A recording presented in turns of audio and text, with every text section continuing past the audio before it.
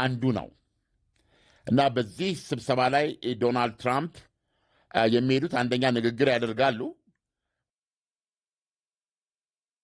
ሁለተኛ በአሜሪካና በአውሮፓ መካከል አፈራቃቂ ሽብልቅ የመሰደ የግሪንላንድ ፍላጎታቸው በእውነት በሁለቱ አገሮች በአህጉር አውሮፓና በአሜሪካ መካከል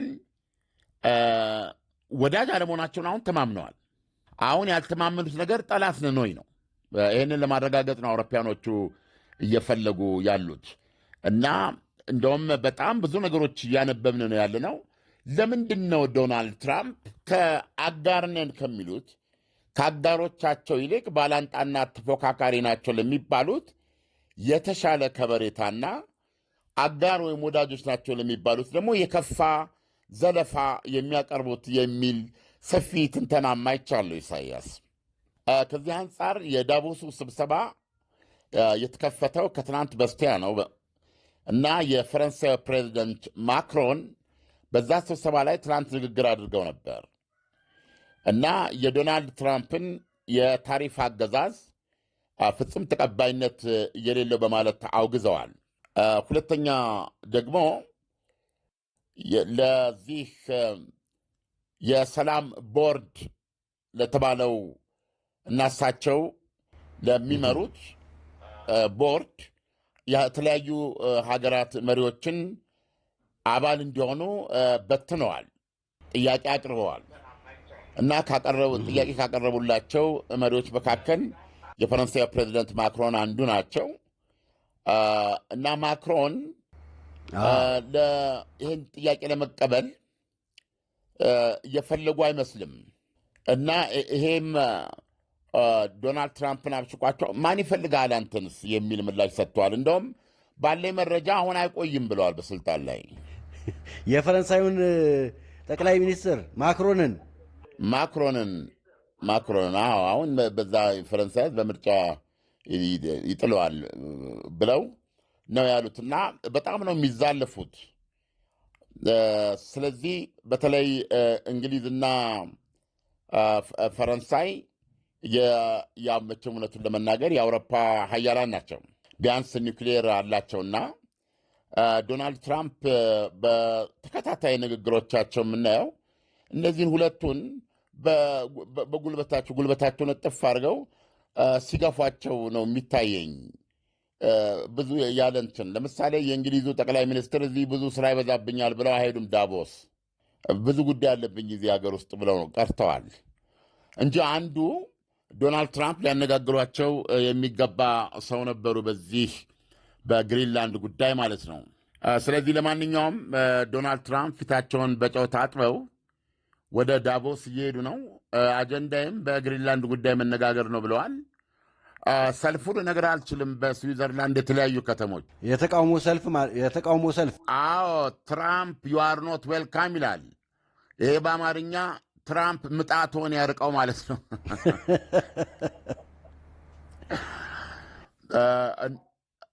ምጣትዎትን ያርቀው የሚል ነው። የስዊዘርላንድ መንግስትም በዚህ ተወቃሽ ሆኗል። አንድ አምባገነንና ንጉሳዊ ፈላጭ ቆራጭን የምትጋብዝበት ብታስተናግድበት ምክንያት ለምንድን ነው እንዲመጡ የተፈቀደላቸው በሚል ይህን በማድረግ የእሳቸውን አምባገነናዊና ንጉሳዊ ማናሎኝነት እውቅና እንደሰጠ ይቆጠራል በማለት ስዊዘርላንድ መንግስትም ላይ እየተነጣጠረ ነው። በተለያዩ ከተሞች ነው እየተደረገ ያለው። እንግዲህ ዶናልድ ትራምፕ በማንኛውም ሰዓት ከዚህ በኋላ እግራቸው መሬት ይረግጣል። ዳቮስ ላይ እግራቸውን ሳይረግጥ በፊት የተቃውሞ ሰልፉ ተጣጥፎ ነው እየተካሄደ ያለው። ዓለም መቼስ ይሄ እጅግ በጣም የሚገርም ትልቅ ዜና ነው። ምክንያቱም ዶናልድ ትራምፕ የአሜሪካው ፕሬዝዳንት በሚሄዱባቸው ቦታዎች በሙሉ ማለት ይቻላል አውሮፓ ቢሄዱ፣ አሜሪካ፣ ኤስያ ቢሄዱ፣ የትኛውም የዓለም ክልል ቢሄዱ የወርቅ ምንጣፍ ተነጥፎላቸው እንደልባቸው ተንጎማለው እንደልባቸው ተናግረው መሄድ የሚችሉ መሪ ናቸው። ግን አሜሪካ ወደ አገርህ ስትመጣ በእንደዚህ አይነት የተቃውሞ ሰልፍ ህዝብ ሲጠብቅህ ይሄ የመጀመሪያው አይሆንም አለም። ያ የመጀመሪያ አይሆንም፣ የተለመደ ነው። በዲሞክራሲ ሀገሮች ሁሌም አጀንዳ አያጡም። በኢኮኖሚ ጉዳይም በምንም ሰልፍ ይወጣሉ። ግን ፐርሶናል በሆነ ደረጃ በተለይ በዚህ ደረጃ ምናልባት ያልተለመደ ሊሆን ይችላል። ዶናልድ ትራምፕ ግን ሁከትና ሀኬት የሚወዱት ነገር ይመስለኛል። በትናንት መግለጫቸው ሞቅ ያለ በዳቮሱ ስብሰባ ላይ በፍቅር እንደሚጠበቁ እምነታቸውን ገልጸዋል። ስለዚህ መልካም አቀባበል ይጠብቀኛል ብለው ነው የተናገሩት። እንደ እውነቱ ከሆነ አውሮፓ ብትቧጭራቸው ነው በአሁኑ ሰዓት የምትፈልገው። እንደዚህ አይነት ነገር ገጥሟት አያውቅም አውሮፓ። ለማንኛውም እሳቸው ብዙ ቀጠሮች ይዘዋል፣ የስብሰባ ከብዙ መሪዎች ጋር በግሪንላንድ ጉዳይ ነው የሚነጋገሩት። መድረኩ ላይም ንግግር ያደርጋሉ። ከመሄዳቸው በፊት ታሪፍ ብቻ እንዳይመስላችሁ ብለዋል። ግሪንላንድን የአሜሪካ ለማድረግ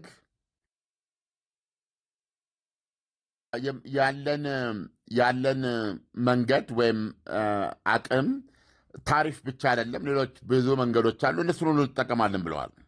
እና ይሄ ንግግራቸው የዶናልድ ትራምፕ ኦልሬዲ አንድ መሰረታዊ ለውጥ እያመጣ ነው። እንደምታውቀው የአውሮፓ ህብረት እንደ አውሮፓ ህብረት ከፕሬዚደንቱ ጋር ተደራድሮ በታሪፍ ጉዳይ አይ ቲንክ 15 በመቶ ነበረ ታሪፍ የተቀበለው። ስምምነት ተደርጎ ያው ስምምነት ላይ ደርሰው ነበር። አሁን የአውሮፓ ህብረት እንደ ህብረት ይህን ስምምነት ውድቅ ሊያደርግ ነው። ስለዚህ ይሄ አንድ እርምጃ ነው አለም። ያ በሁለቱ ሀገሮች መካከል አሁን የነበራቸው የንግድ ስምምነት ፈረሰ ማለት ነው።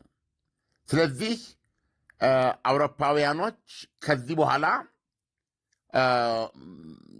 አይዶን ነው እንዴት እንደሚቀጥል። ምክንያቱም አሁን አውሮፓ በጋራ ሆነው የዶናልድ ትራምፕን ታሪፍ መቃወም ጀመሩ ማለት ነው። ይሄ ማለት በአውሮፓና በአሜሪካ መካከል ያለውን ልዩነት እያፈራቀቀው ይመጣል ብዬ ነው የማስበው። በሌላ መልኩ ግን አለም ይሄ ማለት በስምምነቱ መሰረት አሜሪካ ወደ አውሮፓ ህብረት የምትልካቸውን ሸቀጦች ላይ የራሳቸውም ታሪፍ በለው ያለ ታሪፍ የሚቀበሉ በፊት በዝርዝር በስምምነት የተቀበሉት ይቀርና ከዚህ በኋላ እነሱም አሜሪካ ላይ የፈለጋቸውን ይጥላሉ ማለት ነው። የአሜሪካ ዕቃ ሲመጣ ይሄን ያህል እንደዚህ የሚል ነገር ውስጥ ነው የሚገቡት። ስለዚህ ይሄ ኢስካሌት ነው የሚያደርገው። አሁን 10 በመቶ ነውጥ እያሉ ያሉት በአውሮፓ ህብረት ላይ 25 በመቶ ይሆናል ማለት ነው። አዎ። ስለዚህ አሁን ይሄንን ስምምነት ውድቅ ካደረጉ በኋላ አውሮፓውያኖቹ የራሳቸውን አጸፌታ ይሰጣሉ። ከዚህም የበለጠ በተለይ የግሪንላንድን ጉዳይ በተመለከተ ፕሬዚደንቱ ከወጡበት ጫፍ ላይ የማይወርዱ ከሆነ ይህን ነገር እርም የማይሉት አይነት ነገር ከሆነ በጣም ብዙ የከፉ በሁለቱ መካከል እስካሁን ድረስ የጸና የገነገነ ስንት አስርተ ዓመታት ያስቆጠረውን ግንኙነት የመበጣጠስ ሂደቶች ውስጥ ሊገቡ ይችላሉ ተብሎ ነው የሚታመነው። ለማንኛውም ዛሬ ዶናልድ ትራምፕ ዳቮስ ገብተው ንግግር ማድረግ ብቻ ሳይሆን በደርዘን በርካታ መሪዎችን በአብዛኛው አውሮፓ መሪዎችን በዚህ በግሪንላንድ ጉዳይ ያነጋግራሉ። ከወዲሁ ዴንማርክ ቀርታለች። ዋናዋ የሚመለከታት ናት። በእውነት ዴንማርክ ቁፍ ያለች ዶሮ አይነት ስሜት ውስጥ ነው ያለችው። በብዙ መንገድ ስታስበው ልትጋፈጠው ያልጠበቀችው ወዳጅ ጠላት ሲሆን የሚባል ነገር አለ። አዎ፣ በሬ ካራጁ። አሁን ኔቶ ከፍተኛ ራስ ምታት ነው የደረሰበት። በጋራ አብረው እኛን የሚነካ ጠላት የተነሳለት አንዱን ከመሃላችን የደፈረለት የሁላችንም ጠላት ይሆናል። ተረባርበን ድባቅ እንመታዋለን የሚል እና የምድራችን የቀዝቃዛውን ጦርነት ዘመን በድል አድራጊነት አልፎ አሁንም ድረስ የቀጠለ ወታደራዊ ድርጅት በዚህ ምክንያት ህልውና